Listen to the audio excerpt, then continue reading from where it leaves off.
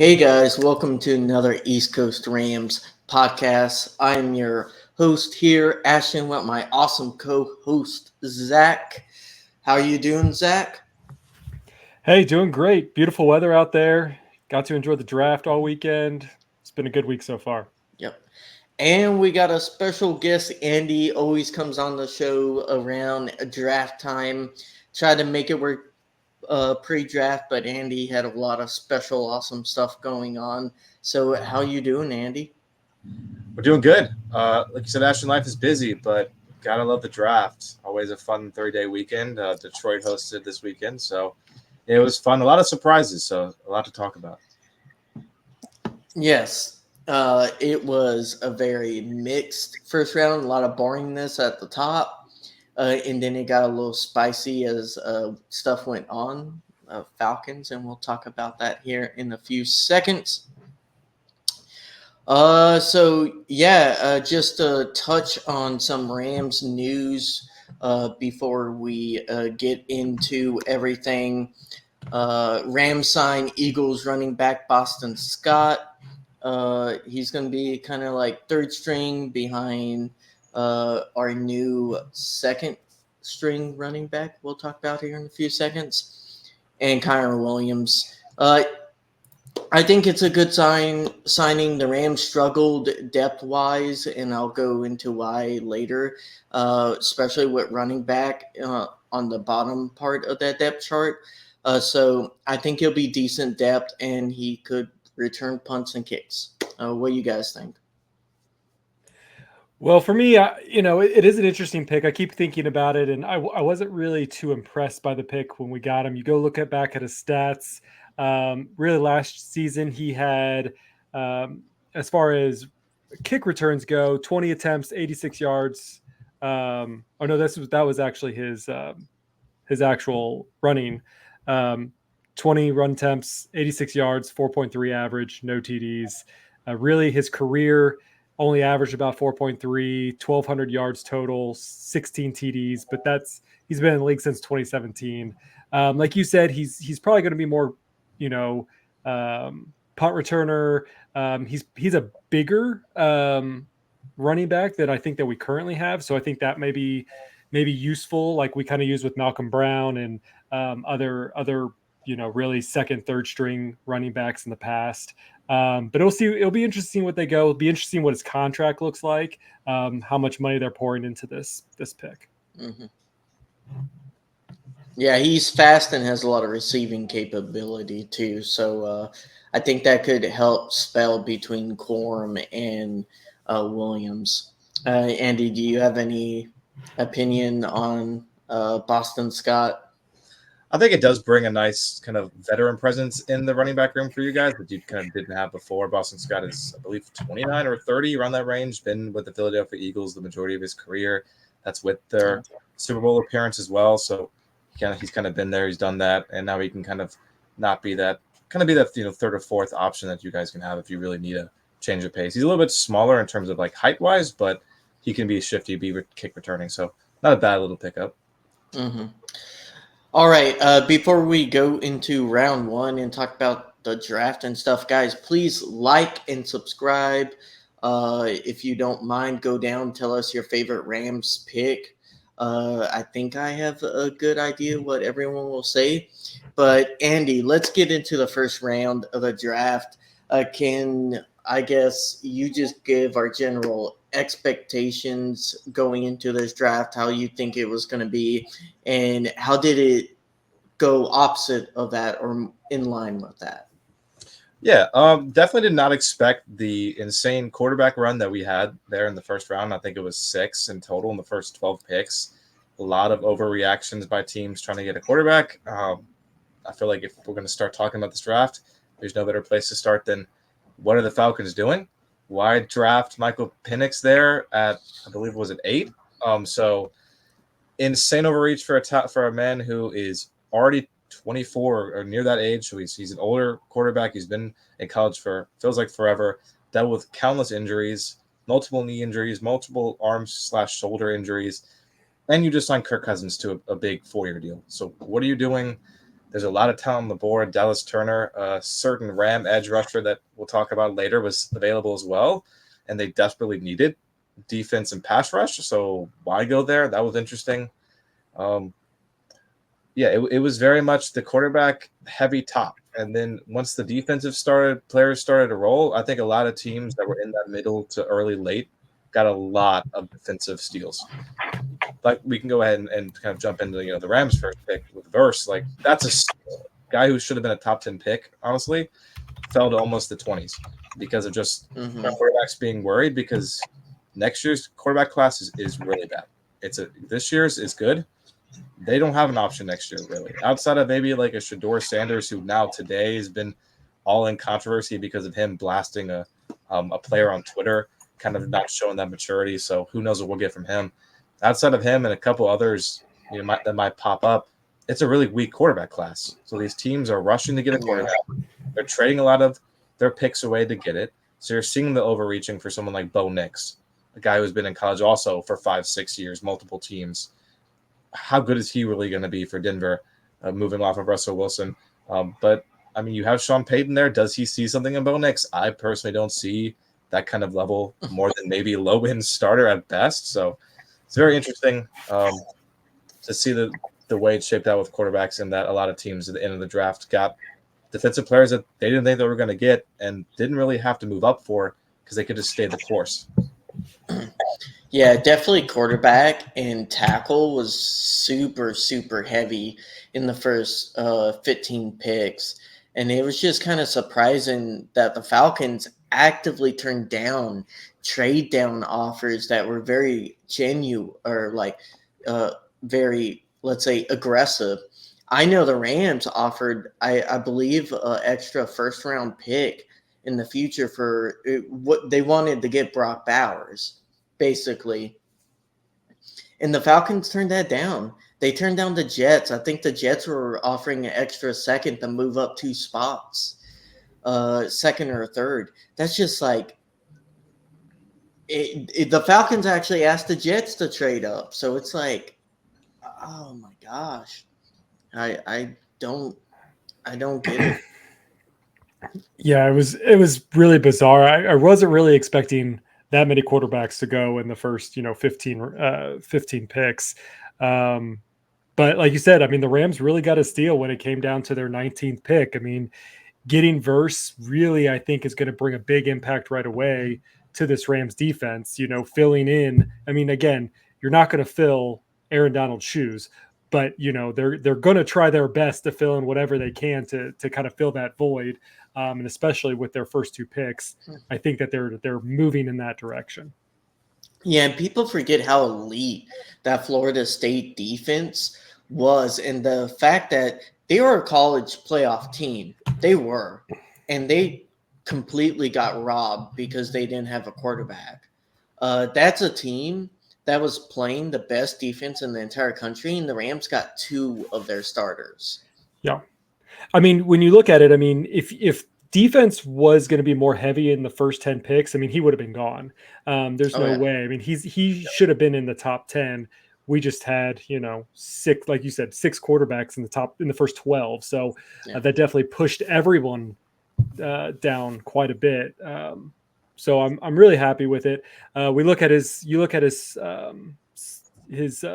or his stats a little bit: 37 solo tackles, 33 assists, 70 total tackles, 13 sacks, and 2 fumble recoveries. So, pretty good stats, coming out of college. So I'm really looking forward to seeing what he's going to do. Yeah, definitely excited to see what he does. What's your guys' take on the fact that the Rams did try to trade up, and all the rumors and some of the reports say it was Brock Bowers that they were looking for? I personally don't mind that. I mean, Brock Bowers is going to be a generational tight end prospect. Obviously, you don't know if he's going to live up to that. But in a system like the Rams, I think McVay could get the best out of him. I do not like that he got drafted by the Raiders. It didn't really make much sense. You already have, Mayer there, so now you're going to be kind of going back to the old school football, 2 tight ends set, run the ball down the throat of the opponent. Maybe that will work. I don't see that. But honestly, you guys, all depending obviously on the compensation you're giving up to move up, how high you had to move up. I don't see a problem with it. I think Brock Bowers is going to be amazing. I think he would have been great with the Rams, but ultimately that's just not what happened. Yeah, I mean, the Rams wanted Sean McVay wanted an offensive weapon. He wanted someone who could be there to do everything, and that's what a tight end pretty much does. So it would have made sense to pick him up. Fortunately, that just didn't work. Teams were being a little selfish and did a little crazy dance, but I think it is going to be in the Rams' benefit, especially on the defensive side of things. Yeah, I definitely agree with the way Jordan Rodriguez put it. This was a very meat and potatoes type draft, just like last year. Basically going after all the biggest holes by like priority and order. I would say outside a wide receiver, because depending on how much they like Tutu Atwell and Robinson coming out of the season, that could be really, really big hole that they have to fill at the top of next year's draft. But I mean, three of their 5 current wide receivers are currently set to their contracts expire at the end of the year, so they'll be free agents. Yeah. So that was the only big need that that we didn't really address. More about Jared Verse. Basically, he had the fastest 40 at the combine, and he went 33 inches longer arms. Arms are longer. Yeah, he did it faster than Myles Garrett. So that's good company. That's It is, and it is, and just who Verse also looked up to too. Like, I mean, he looked up to the Myles Garrett of the world. He looked up to a Max Crosby of the world, like a Clowney. Like, he's looked up to these individuals, and that's where he takes his game from. And so those names in of itself, he could be fit in good company if he's comparable to any of those players. I was thinking with Verse, at least with me and kind of like my scouting on him, I think he could potentially be the best pure pass rusher in this class. Ultimately, in terms of like well-rounded edge rusher, I'm going to put him as, I think I ranked him as my number 2, just behind Dallas Turner personally. But to me, he could easily switch because of how good his pure pass rushing is. He does have, I think, some concerns, but not high-level concerns with when he drops back, if he has to play some cover, depending on the formation. But his edge rushing is something that is very promising and something that is very enticing. And if you can get him there, it is a steal.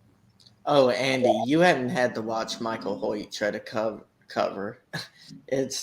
You can't, like, I poke at Michael Hoyt, like he's done a good job for what he really is a rotational pass rusher. And I'm actually really happy we re-signed him with the fact that we were able to add Verse, and now Hoyt can get in that rotation and actually be able to work on his moves and his power and stuff like that. Because as a pure, like, going out there pass rushing or going in coverage, he struggled and he got picked on a lot the last 2 years. So, do we want to talk about Braden Fisk? Round 2, the Rams trade up. They trade an arm and a leg, a future second, to go up and get Jared Verse's teammate. And actually a cool moment where they rushed Verse down from the airport to talk with Fisk as he's getting drafted. So a very almost missed it between teammates. Yes, almost missed it, but they were crying on the phone together because they only got to play a year together on college, and they were fantastically just on the perfect wavelength chemistry-wise on that. I think they were on the right side. Their story feels very similar to whether you talk about Cooper Kupp and Stafford or Cooper Kupp and Nakua, like how, they're first in, first out of training every morning. They're in there watching film. They always try to compete against each other of who's going to be there first, who's going to stay there longer. Just that fun kind of, teammate rivalry that they have that can really help them grow personally, but also as a team. So I'm really excited that they did this kind of 1-2 punch combo, and really looking forward to see what they can do on the field. Yep. I think it's also cool that, Verse wasn't as good as he was if not for Fisk. So you bring the two teammates together. They lined up right next to each other on the line for the majority of the season. And now you bring that, can translate that basically from day one in LA. And Fisk is no slouch either. He can hold his own even without Verse being alongside him. I think he was a first round talent, but like we just talked about earlier with the quarterbacks, he got pushed down. Another, I think, a really good pick for the Rams, and is going to be very successful with the Rams. And you're trying to get that replacement for Aaron Donald. And I'm not going to sit here and say, oh, Fisk is that good or can be anywhere near that level, because that's probably impossible. But he's not going to be.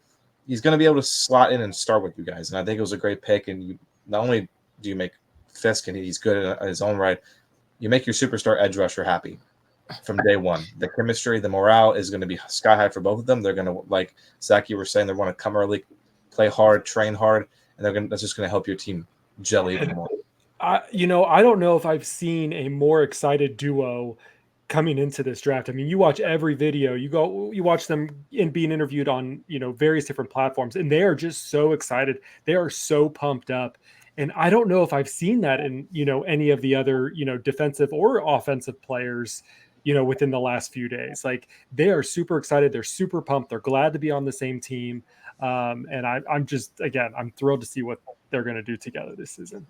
Yeah, I think Andy made a great point. Like, you're not going to just replace the pressure and the way Aaron Donald literally caused teams to completely change their scheme when they played against us. But you can replicate that pressure by kind of changing the points of it from Aaron Donald to having a Kobe Turner to having Fisk and Verse, all three guys on the same D line. And then, hopefully we keep on getting Byron Young, continuing that progression, that growth. Our D line could be something really, really special this year if those guys pan out. So, and he will be, reports are that he's going to be repping number 55.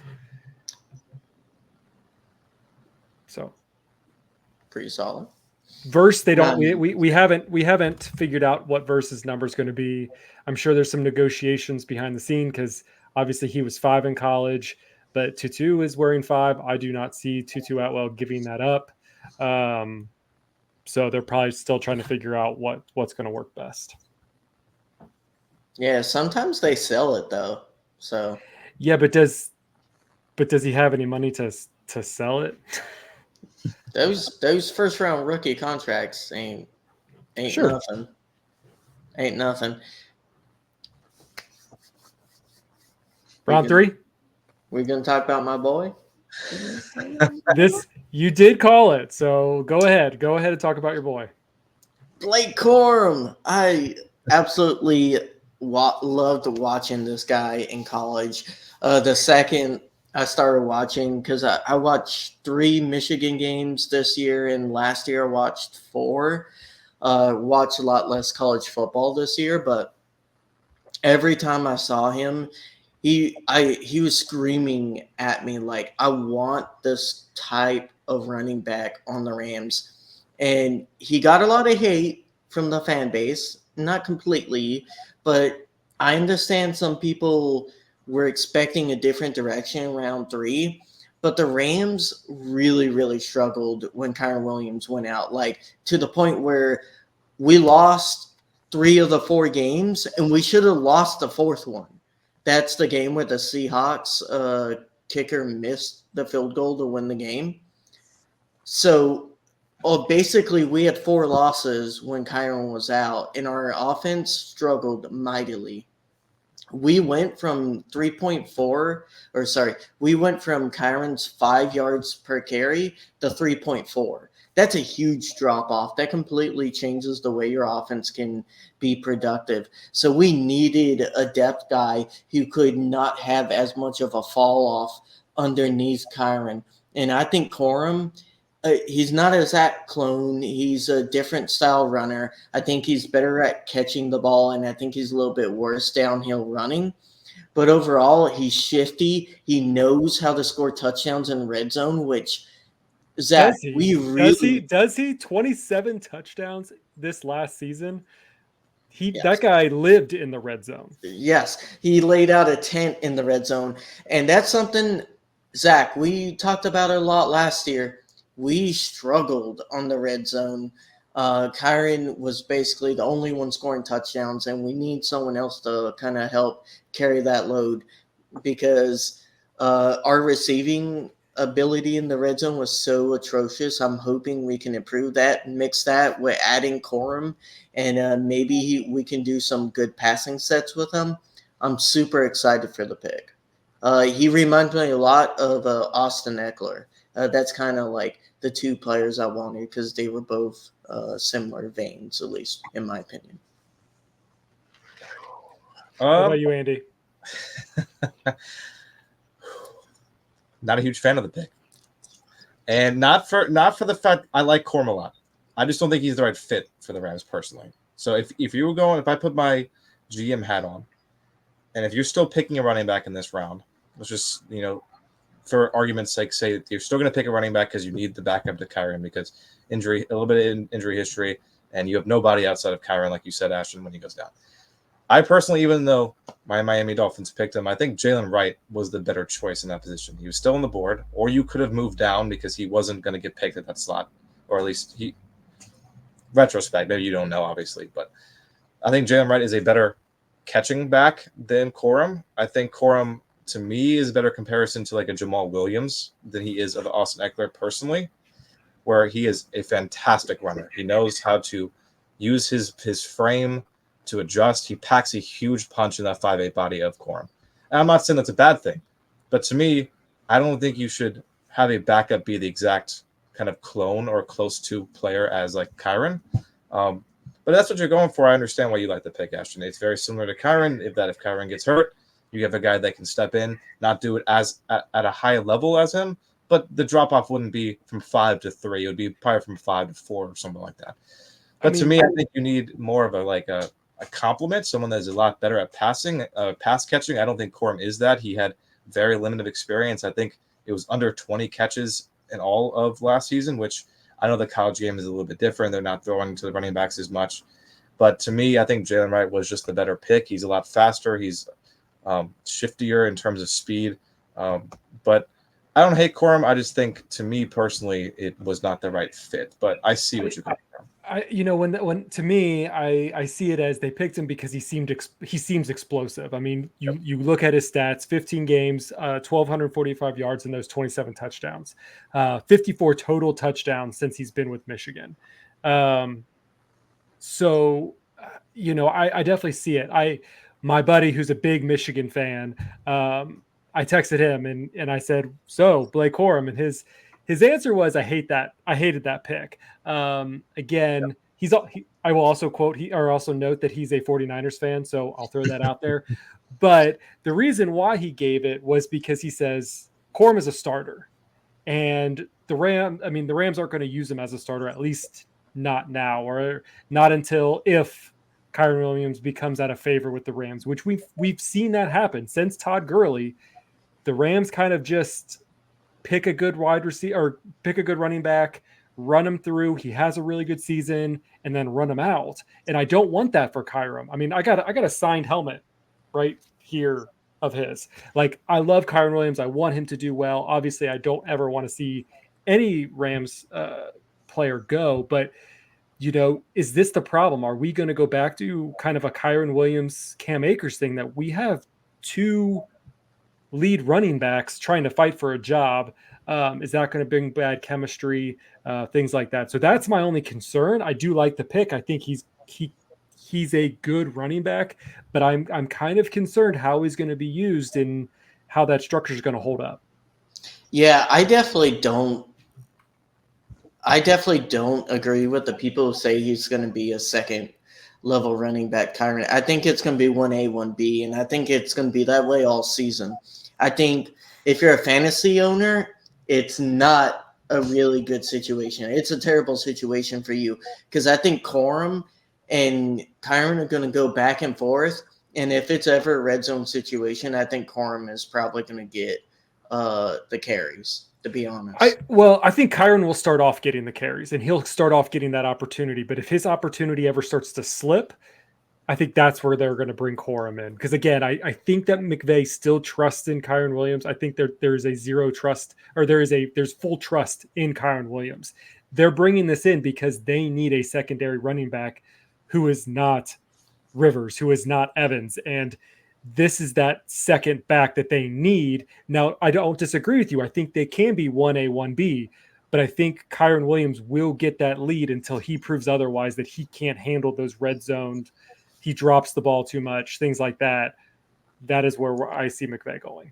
I don't think it's going to be trusting. I just think he's going to be as explosive as Kyron will be when he's on the field, and I think they will switch drives on and off. Now, to be honest, I think people will be surprised by how both just are able to rest, then go in next drive, be fresh, and be as explosive as the other one, and go back and forth. That's what I feel like they're going for. They want to be able to run the same play sets. They don't want to have to change the offense for when Evans comes in, and if Evans is running the ball or if he's going out the block. Like, it's so easier to tell when Evans comes in versus Kyron, right? Like, Kyron, they have so many different plays they can play off of.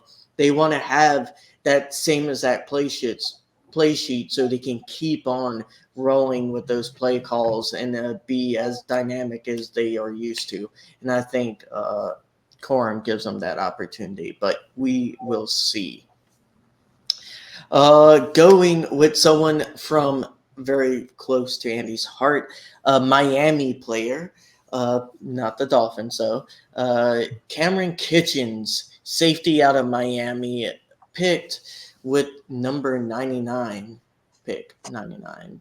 What do you guys make of Cameron Kitchens? I mean, I think that they needed a safety, and he's a good fit. I mean, that's all I gotta. I mean, that's really what I gotta say about him. I think it's a good pick. Yeah, I would say definitely right. They needed a safety. I'm not a huge fan of Kitchens in terms of just the potential I see out of him. He played primarily as a nickelback type role while at Miami. He's very slow in terms of safeties in this draft. He ran a 4.65, which is not great. And I mean, you look at his initial stats, it looks great, right? He had many interceptions. I think it was 5 or 6, if I'm remembering correctly, which is great news. But a lot of the times you look at those safeties, you see high interception numbers, it's misleading. That right place, right time, maybe a tip ball here and there. That's why they catch it. He's got great hands. That's a huge plus for him. He knows how to get the ball. He's a ball hawk. He knows how to go up and get those interceptions. But some of the things I'm not a huge fan of him. If you look through his college career and when he had this past season specifically, when QBs have targeted him or towards him, the QB rating against him was a 110. So not great. He's not great with coverage. He's going to be that pure zone type guy where he's going to go get interception here and there, but can be susceptible to those big plays given up. So if you need that safety role filled, I understand the pick. Not a huge fan of the talent I'm seeing, or like the potential I see out of him, but he could change my. He could surprise me. I mean, remember who we also have on the team. I mean, we just picked up Cam Curl. We have Quentin Lake. And we have Russ Yeast. So he's going to be kind of a little bit of a rotational piece. I don't see him getting a whole lot of playing time, especially in the first half of the season. So, again, I think this is going to be more of a developmental year for him. And, we'll see what the Rams do with him throughout the season. He could also get placed in that kind of pseudo linebacker star role. I don't know how much they will want to put on him as a rookie for being in that role, but I feel like for a slower safety but really good hands, if he's a really sure tackler, I think star role could be kind of up his alley because you're not having to play back and worry about getting ran past and stuff like that. All right. We skipped the 4th round and had a long, like 2 hours of waiting till round 5, or not 2 hours, a few days. Round 5, pick 154, Brennan Jackson. Fun fact, He was actually on Tutu Atwell's high school team when Tutu Atwell was a quarterback. So weird connection there. But Brennan Jackson, Washington State. Yeah, I would say another solid pick in the 5th round at this point in the draft. Are just trying to find guys that are going to be depth pieces that can maybe have some fringe minutes here and there, but aren't a hindrance to the team. And I think Brennan's a good little pick. Had 8.5 sacks this past season, so he knows how to get after the quarterback.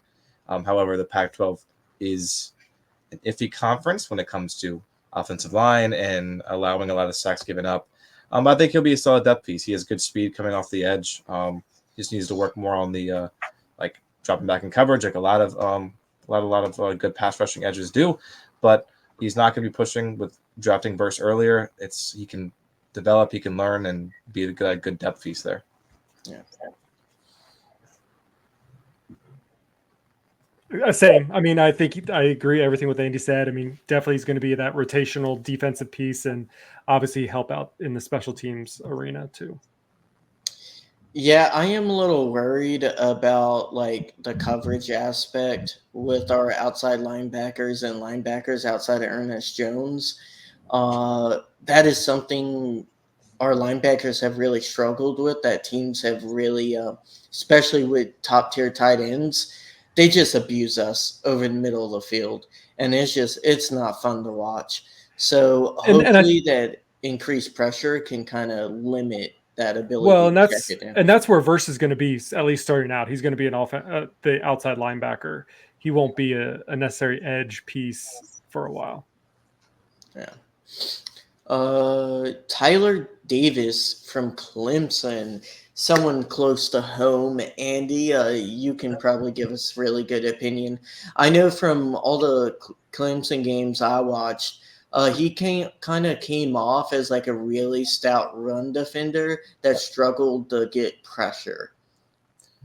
Yep, I think you hit the nail on the head. Ashton definitely is really good at the run, stopping the run. I think he does struggle a little bit when it comes to like trying to defend the pass and the pass coverage and rushing the passer. I think he's solid all around. I don't think he excels at anything. I think he's better, like you said, at the run defense, but kind of a not really jack of all trades, but like average of all trades, if that kind of makes sense. Yeah, I think he's solid. I think also, like, even though I'm a South Carolina fan and that's nothing that's secret, so Clemson's not a university I like. However, I kind of put that aside for scouting purposes. I think Tyler Davis' character is also a huge plus that you're going to get. He's kind of that locker room guy that you're going to love. He dealt with a lot of adversity his first couple of years of college. Just not seeing the playing field, dealing up and down in terms of just playing time. But he persevered. He became a starter and played a lot of minutes this past year with Clemson, and he did well. He did fine. And there's a lot of good defensive prospects that come out of the Dabo Swinney Clemson Tigers, and I think he could be one that will be a good depth piece when you're trying to find as many people as you can to replace AD. Mm-hmm. Gives a good rotational piece for Bobby Brown too. I mean, yeah, he's that same similar style of defending the run.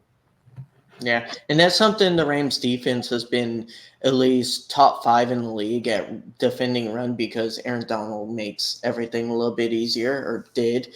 But hopefully we can continue that with this new cast and crew. You can tell they're trying to make the center of the D line a little bit more stout run-wise and apply the pressure on the edge, because you're not going to get pressure down the middle anymore with Aaron Donald not being there. Pick 209. Rams got a kicker. Your favorite position, Zach. I know you will miss talking about kicker. Hopefully, not losing a kicker, getting a kicker, firing that kicker, and rehiring the kicker you already fired. That I was like, why? Your favorite pick ever? Hey, it's a good pick. I mean, he's if not the top kicker in the league, he was definitely top 2. So I'm really glad that we picked him up. Really, again, we've had an interesting run of kickers over the last several years, and I just want something solidified. Kicker who can kick 45, 50 yards without issue, and we can move on. Great if he can kick 60, but I just want him to successfully kick 45 to 50s. So he can kick 45 below very accurately. And my issue with him, and he was my favorite kicker out of the kickers this draft, but even then, I wasn't a huge fan because his he doesn't have a great. I won't say great. He doesn't have a lot of range compared to other NFL kickers. You're not getting like the 55 or like 60 yarders. We'll see. Maybe he just didn't need to at Stanford. They didn't put him in the bad situations, but at least from his kicking stats, it seemed like he struggled with 50 plus more than at least last few years with kicking prospects. But super accurate, 45 and below. And that's what caused the Rams to lose a lot of games last year, to be frank.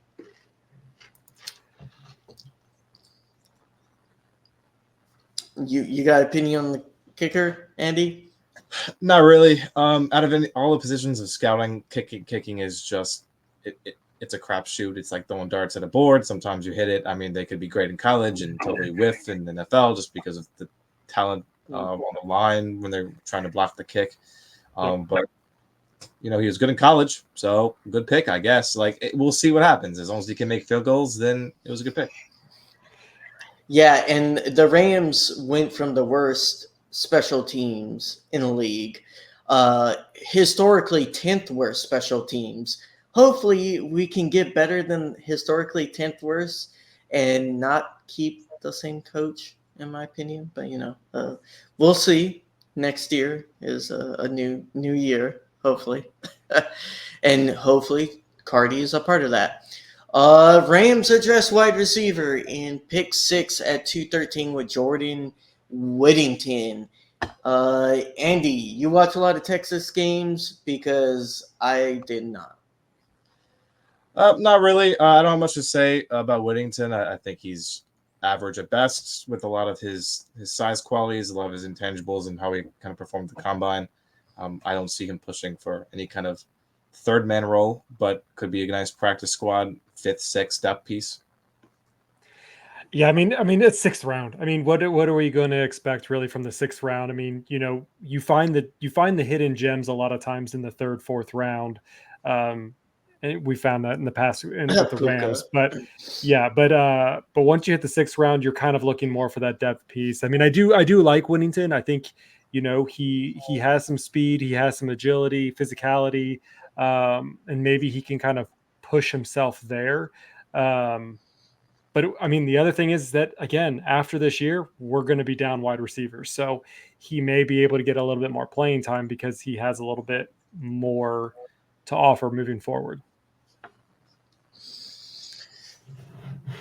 Yeah, I mean, everything I've seen shows like he's quicker than the last few of our wide receivers drafted outside of Tutu. So I mean, maybe they want a deep guy option or something like that, physical deep guy that can just run quick down the field and hopefully be able to high point the ball. We'll see. So in round 6, we get with pick 217, O lineman blocks. I can't say his name. Lemur out of Arkansas. I cannot say that name. Bo is his name. Bo. Yeah, it's just Bo. Yeah. Bo I think with a name like Bo, that Lemon. automatically means he's going to be a great lineman. Coming out of Arkansas, man is also like a really good lineman, underrated lineman. That could have had a 4th to 5th, and you got him in the 6th round, which is just a steal there. He's a guard, right? Well, he could play center or guard, so he could be a good depth piece for Avila if they need him, but he could also shift into the guard if need be. So I think that gives it's a good piece to have. Yeah, what do you make, Zach, that they didn't draft a tackle at all this entire draft? That they went for guard, like backup guards and centers, which we needed, but What do you make of that? I think our last pick in the 7th round, I think he's a tackle. Is he I not? thought he was guard. Yeah. Maybe he's a guard. But yeah, it's one of those things where they must be very comfortable with Jackson. Yeah. I think that was what everyone was thinking. I mean, obviously Havenstein is a solid piece. You don't want to lose Havenstein, but at the same time, he is getting up there in years, and I don't know how long we'll be able to hold on to Havenstein. He's the only leftover member from the St. Louis Rams, so it is kind of surprising they didn't go that route, but they must have some confidence that Havenstein still has some juice left to give. Obviously, we still have Joe Noteboom, who again is kind of like that Swiss Army knife, who could really fill in any of the positions that are need be. So I guess they felt confident in that aspect, and they just really wanted to kind of keep the center more focused. Yeah. I do want to say before we move on, one last kind of point about Bo and how I think he's going to be a really good player for you guys. If you look through his combine, his stats, you look at like, okay, what player is the closest that we can find in previous draft history that is like currently a high-level player in the NFL. And the closest comparison we can give is Creed Humphrey. And you know how good that pick was for the Chiefs. Very similar type size, strength, speed, all the intangibles you want. Could be a very good piece for the Rams. I mean, running a 5.2 in the 40 for an offensive lineman, it's good numbers. Yeah, I remember wanting Creed Humphrey that draft. Yeah, Bo's a very athletic center that is going to be good for a long time. Yeah. KT Livingston out of Kansas State is our last pick at pick 254. So not quite Mr. Irrelevant, but pretty close. He did play left tackle. Who? Lemur? Levingston. Oh, Levingston. Levingston. So he did play left tackle. Okay. So he's listed as a tackle or played it? He played left tackle in college, but he's probably best at a guard in the NFL is kind of where a lot of the analysts are kind of formulating. So I think he's going to play on the left side. So he would play either guard or tackle. He'll be that rotational piece on that side of the ball. Is it because he's not big enough? I'm guessing. Like what's 326? He's 6'4", 326 pounds. I mean, in terms of height, he's not big enough. Weight-wise, he's fine, but height, he's pretty undersized if you're looking for a pure tackle. Yeah, tackle. Yeah, that's your 2024 LA Rams draft class. Overall, Zach, what's your impression of the draft class? Do you think it kind of hit a majority of the needs? Yeah. And what you like about it?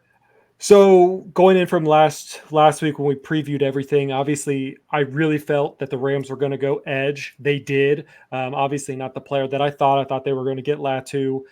He went just a couple rounds prior to the Colts. Go figure.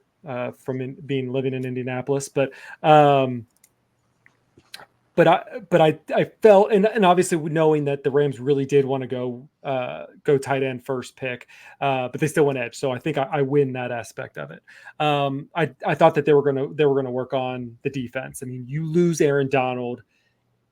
He took on 3 people himself. So double and triple team. Now you have to figure out how you can match up 1-on-1 with someone who used to be 2 to 3 to 1. And I think they did that. I think bringing in Verse, bringing in Fisk, bringing in all these other players. I mean, you look at it, only 1 special team player, 2 offensive players, and the rest were and a couple offensive linemen, but mostly defensive players. And I think that that's what the Rams needed. That's what their depth chart needed. And as we mentioned before, that is what the Rams look at. They don't necessarily look at the combine grades and who's the best player available on the board. They want the best player that's available for their depth chart, and I think the Rams nailed it. What about you, Andy? What's your overall feel for this draft class for where the Rams were? If you put it in the context of where they were picking, So they were just outside of what most people would expect as that top tier elite talent. To still end up with an elite edge rusher like Verse, you got to give this no short than, I would say overall, I'll put the grade as like an A- if I had to put it on the scale. I think it was a really good draft for the Rams. Verse is going to be a great pick, going to be a really great player for you guys. And then you pair him up with 1 round later with Fisk. I think those two alone kind of sold this draft for, if I was a Rams fan, to say we nailed it. The rest of the picks are just cherries on top, right? Because maybe Corum plays very great and becomes a everyday or kind of compliment to Kyron. We don't know it.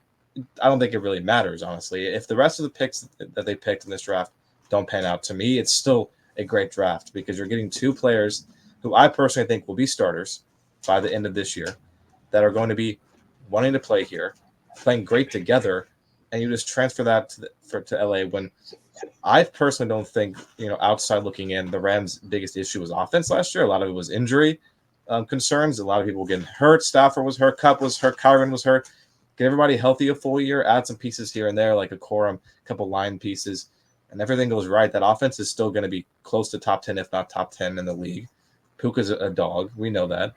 So you needed that defensive help. AD retires, who you're going to get to replace? Oh, we're just going to get Verse, who's a top 3 edge rusher and a top 5 tackle. No big deal. So I think it was a really good draft for the Rams. Yeah, I definitely don't think it was as strong as last year, but I think it is a great testament to how strong that last year's draft was for the Rams. But like you said, Andy, I think we got 4 starters potentially in this draft class between Verse, Fisk, Corum, and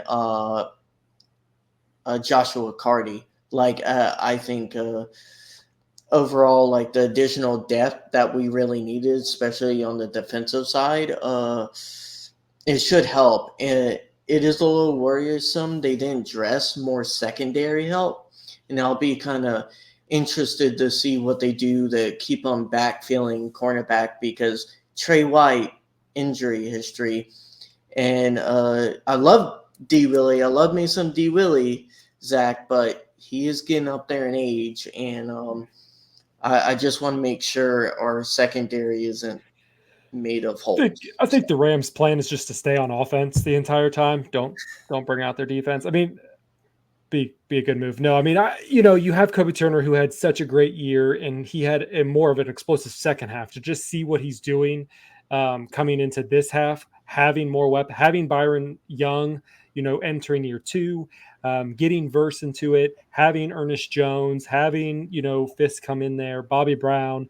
I really think the front is really going to, in the front and the middle is going to be good. I am worried, like you mentioned, kind of about the secondary and how that's going to work.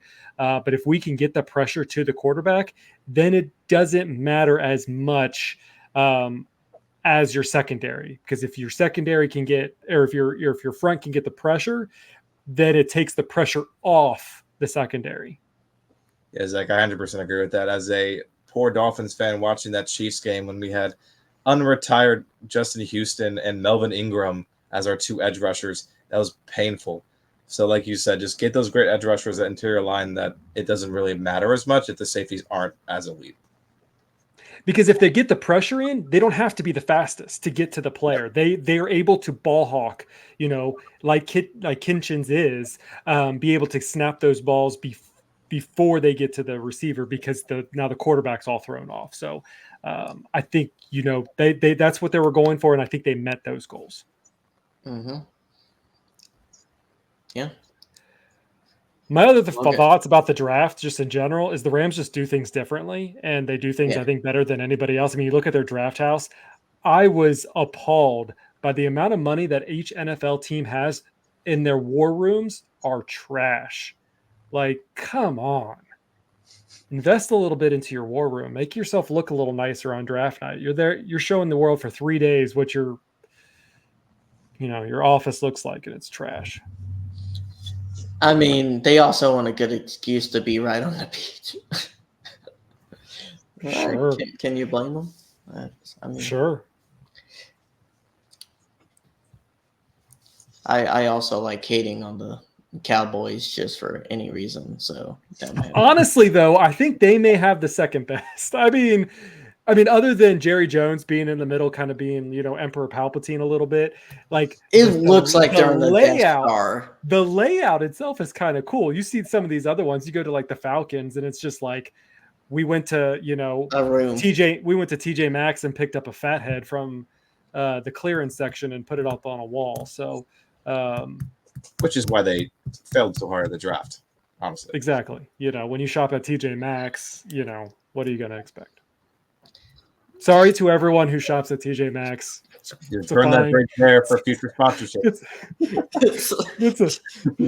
We'll go for Chick-fil-A. Sorry, TJ Maxx. My bad. JC Penny, he got you. Yeah, that seems about all for the draft, folks. Please like and subscribe. If you want to, go down and tell us your favorite draft. Comment. Let us know what you guys think. If you disagree with any of our takes, we have never had a bad draft take ever in our history. So I know all three of us have a perfect record, and we'll continue that perfect record going into next year. We're getting better. I'm loving it. Loving it. All right. Well, we're going to wrap it up.